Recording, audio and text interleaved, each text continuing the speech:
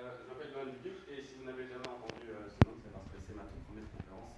Je suis encore étudiant en première année de master ici à l'UCL. Et donc, on va tout de suite commencer. Alors, peut-être que certains d'entre vous ont déjà vu ce film-là.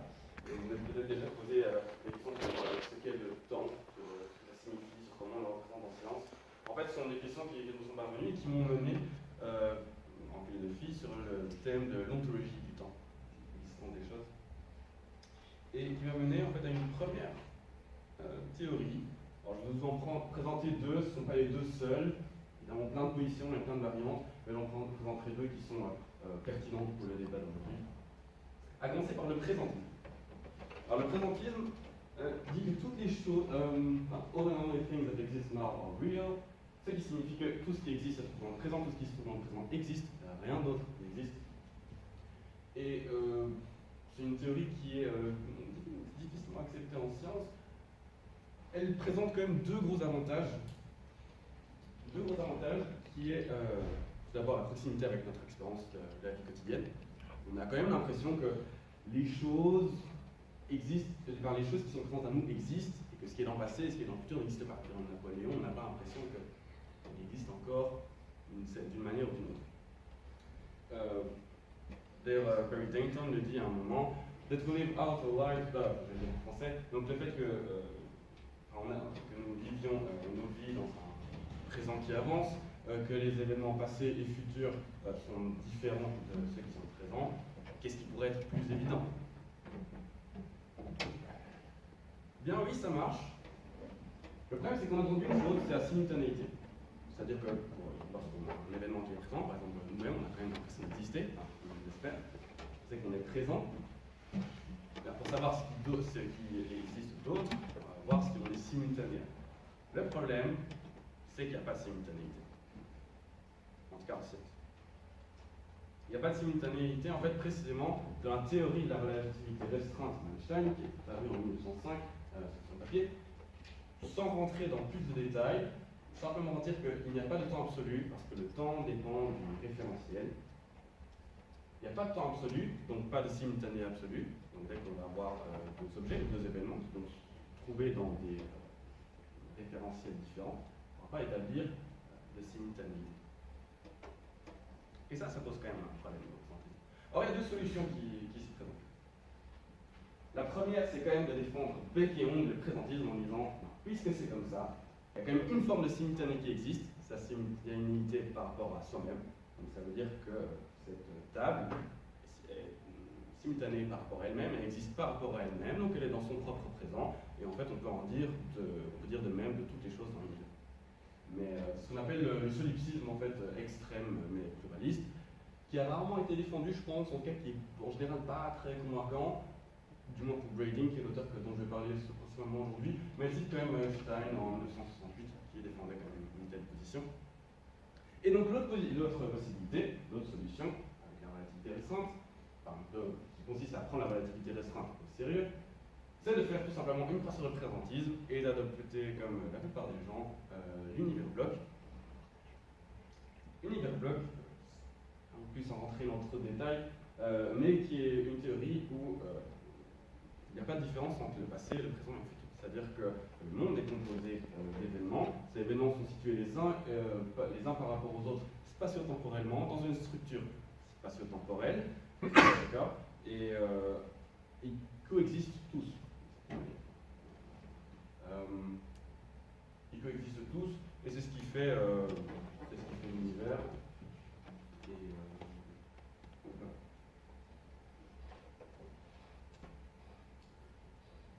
Alors, Catherine Brading, donc se place dans ce débat-là, et elle dit, ouais, c'est vrai qu'on aurait quand même tendance à rejeter le présentisme et à se tourner vers la théorie de l'univers bloc, qui est quand même beaucoup plus proche en fait des théories scientifiques, beaucoup plus proche de la relativité restreinte, qui a été développée, approfondie dans l'espace de Minkowski, qui est également une structure quadridimensionnelle, donc ça s'y prête quand même beaucoup plus d'adopter l'univers bloc, mais, dit-elle, il y a une présupposition commune au débat, qui est qu'en fait, on considère toujours, dès qu'on pose la question du présentisme ou de l'univers bloc, en fait, de l'ontologie du temps, toujours un présupposé que l'espace et le temps sont principes ontologiques de toute chose.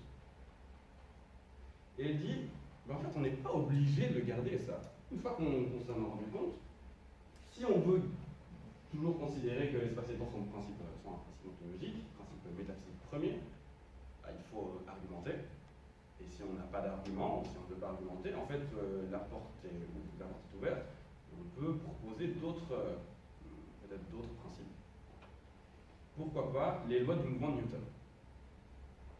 Braiding, c'est en fait la base de son papier, c'est l'originalité aussi, dit qu'en fait on pourrait remplacer l'espace et le temps par les lois du mouvement de Newton comme principe ontologique des choses. Ça veut dire qu'une chose, ce qui constitue métaphysiquement une chose, n'est pas qu'elle soit située spatio-temporellement, donc les gars on tombe sur les incohérences que je viens de vous présenter, mais ce qui sera constitutif métaphysiquement, ce sera le fait que cette chose obéisse aux lois du mouvement.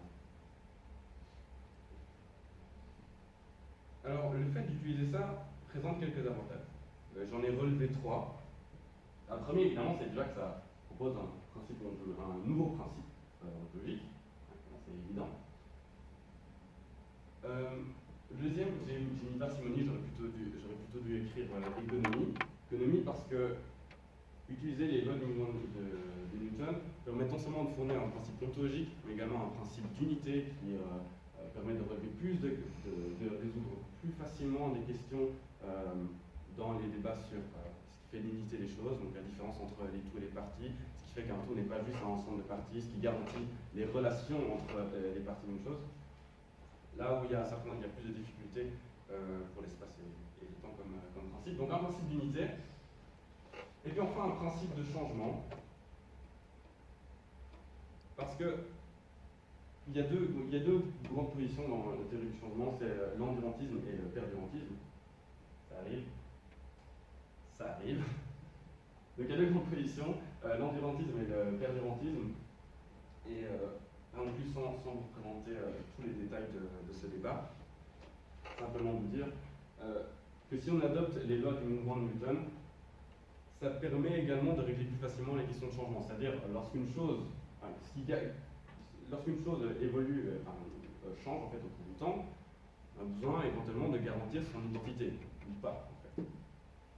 C'est-à-dire que dans la théorie perdurantiste, on va dire qu'une chose, un objet, par exemple cette paire de lunettes, à différentes secondes, T1, T2, T3, ce sera chaque fois une nouvelle paire de lunettes, d'une certaine manière. Alors évidemment, à T1, T2 et T3, on pourrait faire appel à un nouveau principe qui va nous relier les différents états des lunettes au cours du temps, mais globalement c'est différent. Alors que dans la théorie endurantiste, qui est quand même beaucoup plus proche de notre expérience, on essaie de trouver une solution pour pouvoir dire que la lunette, en fait, c'est toujours la même au cours du temps, même s'il y a des changements. Il y a plusieurs possibilités qui s'offrent lorsqu'on a l'espace et le temps comme principe ontologique ou principe du mouvement. Mais avec les lois du mouvement de Newton, c'est beaucoup plus simple. En théorie de Newton, ça c'est Braiding qui le dit, ce qui garantit l'identité d'une chose, c'est le fait que cette chose continue à obéir aux lois du mouvement. Éventuellement, on peut faire appel encore à un principe qui garantit la conservation de la quantité, la conservation de la direction. Mais donc ça permet de faciliter, en tout cas de répondre à ces questions d'une certaine manière assez facilement. Donc en résumé, on a parlé d'espace et de temps, surtout de temps. On a vu que ce Braiding, et c'est ce qui fait l'originalité de sa pensée, il y a un présupposé dans les débats même, dans les débats ontologiques même. Elle propose un nouveau principe ontologique qui sont les lois de mouvement de Newton et qui présente plusieurs avantages. Et on arrive à dire que non, le présentisme va devoir être vérifié empiriquement. Pourquoi? Tout simplement parce que si on se rend compte que le présent va être déterminé par les relations selon les lois du mouvement entre deux objets, par exemple. Donc, pour savoir si deux objets sont présents l'un à l'autre, on va vérifier empiriquement s'il y a des interactions, et cette interaction, selon les lois, qui va faire que ces deux objets sont présents l'un à l'autre. Et donc, si on se rend compte que cette nouvelle forme de présent n'est pas du tout instantanée, pas du tout comme on pourrait le penser initialement, cette nouvelle forme de présent recouvre toute l'histoire de l'univers. En fait, ça revient exactement à la même description, ou à peu de choses près, que l'univers bloc. Donc à nouveau, on aura toute l'existence des choses seront dans le présent, mais en fait, toutes les choses existeront, elles seront tous les événements de l'univers. Ce qui reviendrait donc à back to the block. Donc, le présentisme, tel, peut être remis, en fait, c'est ce qu'elle fait, et le présentisme doit pouvoir être vérifié empiriquement, une question qui devrait être vérifiée. Et c'est ici, et c'est surtout sur ce dernier point, la vérification empirique, que j'axe ma discussion. Et la première chose, je vais vous donner trois arguments. En fait, deux objections d'abord, et puis ensuite une porte de sortie, une possibilité, une piste de réflexion. Je vous laisserai discuter. La première, c'est qu'est-ce que ça signifie en fait de vérifier empiriquement les interactions. Et là, Brading, dans ses 12 pages d'article, elle n'est pas claire du tout. En fait, elle n'explique pas du tout comment on devrait vérifier ça. Alors, la première chose qui me vient à l'esprit, c'est les instruments, par quels moyens pratiques pour vérifier les interactions sur les lois. J'ai demandé à une physicienne, j'ai posé pas mal de questions, et elle dit, ça, c'est pas très clair. Ouais, c'était pas très clair. Elle disait qu'elle n'était vraiment pas convaincue, et que elle va vraiment vérifier. L'autre chose, c'est que mettons qu'on ait des instruments, qu'on trouve une solution pour de fait vérifier si deux objets, éloignés l'un de l'autre spatio-temporellement, partagent une interaction selon les lois. Le problème, c'est que, pour rappel, elle dit le présentisme est une question à régler empiriquement, et donc il faut voir si le présent ne va pas reprendre toute l'histoire de l'univers. Le problème, c'est que pour savoir ça, il va falloir infirmer le fait qu'il y ait une interaction entre un événement ici, de la fin de l'histoire, et un événement au début. Mettons par exemple la Terre aujourd'hui, il faudrait par exemple prouver qu'il n'y a pas d'interaction entre la Terre là maintenant et je sais pas, quelque chose qui s'est passé au tout début de l'univers, par exemple au Big Bang. Si de fait on trouve qu'il n'y a pas d'interaction, ça permet de délimiter des sous-systèmes, et donc des sortes de présents qui vont être beaucoup plus locaux, et donc ça permettra de défendre quand même une forme de présentisme intéressante. Le problème, c'est que donc, si on prend des événements qui sont extrêmement éloignés spatio-temporellement, plus ils sont éloignés, plus on a de chances de se tromper. Il faut oublier que nos observations sont toujours dans un cadre spatio-temporel. On ne peut pas observer dans un paradigme qui va juste être celui des lois. Et on est toujours situé dans l'espace et le temps. Nos équations, nos expériences sont toujours situées dans l'espace et le temps. Donc, c'est pas quelque chose qu'on peut rejeter. La deuxième chose, c'est mettons quand même qu'on parvienne à des mesures locales. Par exemple, d'une certaine manière, on pourrait imaginer qu'avec deux horloges, de la même manière qu'on pourrait synchroniser deux horloges atomiques qui seraient très précises, qui seraient sur deux référentiels différents. Imaginez un système avec un signal conventionnel qui permet aux deux horloges de se synchroniser. Et on pourrait dire que ça peut être informatif. Le problème, c'est qu'on n'a pas besoin d'informations sur un présent local. On a besoin juste d'infirmer le fait que le présent ne s'étend pas trop loin, n'est pas une extension spatio-temporelle dans le cadre spatio-temporel trop grande, sans quoi on arrive à un présentisme qui est difficilement défendable, en tout cas qui n'est pas très convaincant, qui en fait se détache complètement du présentisme classique et des deux avantages dont j'ai parlé au tout début. Et by the way, l'idée d'un signal conventionnel entre deux horloges, en fait, c'est ça qu'imagine Brading, c'est-à-dire pour elle, ce qui devrait synchroniser, c'est justement les interactions sur les bords. C'est ça le sort de signal conventionnel. Autre chose aussi, c'est la GTR, c'est la théorie de la relativité générale. Brading veut quand même prendre au sérieux la relativité restreinte. On a bonne raison de penser qu'elle veut aussi prendre la relativité générale au sérieux. Les lois de Newton sont toujours applicables et cohérentes dans cette théorie-là. Et donc dans cette théorie, ce qui est prépondérant, c'est les interactions gravitationnelles. Le problème des interactions gravitationnelles, c'est tout d'abord qu'elles prennent un certain temps, et ensuite qu'elles se font à travers tout l'univers, c'est-à-dire tous les corps de l'univers sont en interaction les uns avec les autres, par gravitation. Et ça pose un problème. Parce que si on a deux corps qui sont situés à deux endroits de l'univers et que leur relation n'est pas instantanée, comme on pourrait l'imaginer dans le paradigme de Newton, la relation n'est pas instantanée, c'est que la relation en fait se déplace à la vitesse de la lumière, donc on risquerait d'avoir une tranche de présent qui serait beaucoup trop large. Par ailleurs, qu'est-ce qui se passe si un objet est en interaction avec plusieurs autres objets? Là, c'est ce que j'appelle le problème des many presence problem. Est-ce qu'on va dire qu'il est dans différents présents? C'est un peu difficile à défendre, un même objet dans différents présents. Ou alors on va régler la question vectoriellement et on va dire, bah, de la même manière qu'on imagine des vecteurs somme, on va imaginer une interaction somme qui va combiner les différentes interactions, et ça qui va former une sorte de toile d'existence, une toile ontologique, une toile de présent en fait. Et le problème c'est que, à nouveau, si on prend les interactions gravitationnelles, ça risque de s'étendre beaucoup trop. Et l'objection que Böding pourrait me donner à juste titre dans sa théorie, c'est que ici je regarde toujours, enfin, tous mes arguments ici sont quand même situés dans un cadre où je vais voir les événements avec des lunettes ontologiques, mais réglées sur spatio-temporel et pas réglées sur interaction selon les lois du mouvement. Mais ça mène justement à mon deuxième argument. Parce que, est-ce que finalement sa nouvelle forme de présentisme va satisfaire les présentistes eux-mêmes? Parce que leur but c'est quand même d'avoir une théorie présentiste qui tienne debout, qui à nouveau répondre aux deux avantages dont on parlait au tout début, savoir donc l'expérience de tous les jours, la proximité avec l'expérience de tous les jours et également la parcimonie.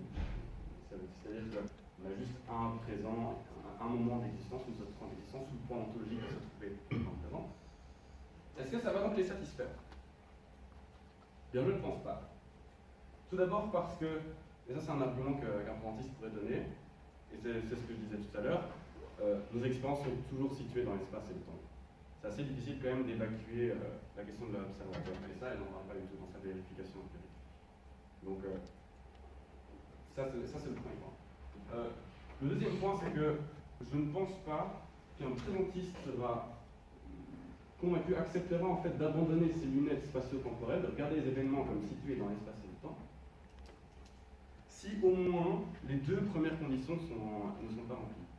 Or, on a quand même des grandes chances, une grande probabilité, même si évidemment il y a à vérifier empiriquement, et c'est ce que Böding dirait, mais c'est quand même pas très prometteur, parce qu'on risque d'avoir un présent qui va être beaucoup trop étendu.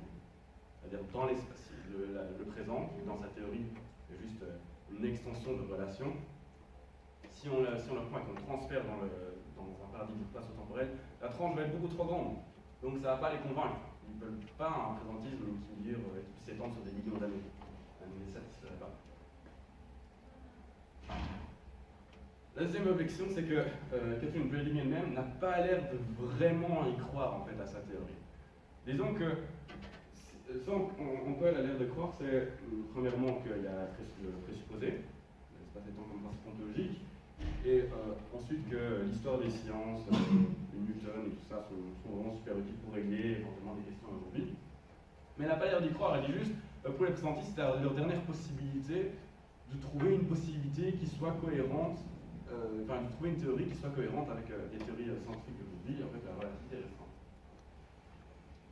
Et donc, comme je disais, ça ne satisfait pas cette clause, et finalement, tout cela revient à un problème d'instantanéité.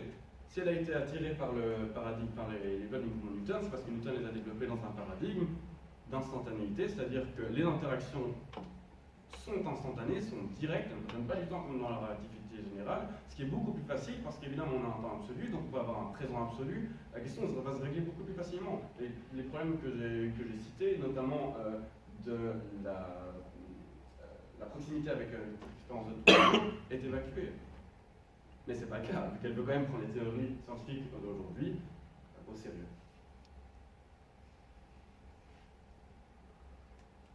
Alors, donc vous l'aurez compris, ma position c'est que sa théorie n'est pas tenable. Cependant, il y a quand même un point que je trouve très intéressant et que j'aimerais beaucoup creuser, qui est le présupposé ontologique. En fait, est-ce que vraiment on est obligé de prendre l'espace et temps comme principe ontologique? Je pense que c'est une idée qui mérite l'approfondissement, mais pas avec les lois du mouvement de Newton. Mais je pense qu'on peut chercher une autre ontologie. Et la piste à laquelle j'ai pensé est peut-être retrouvée au niveau de la physique quantique. Il y a notamment un livre de Rolf Kastner en 2015 qui parle de son interprétation transactionnelle de la physique quantique. Donc elle parle du quantum world, donc dans sa théorie, en fait, il y a des interactions qui se font pour les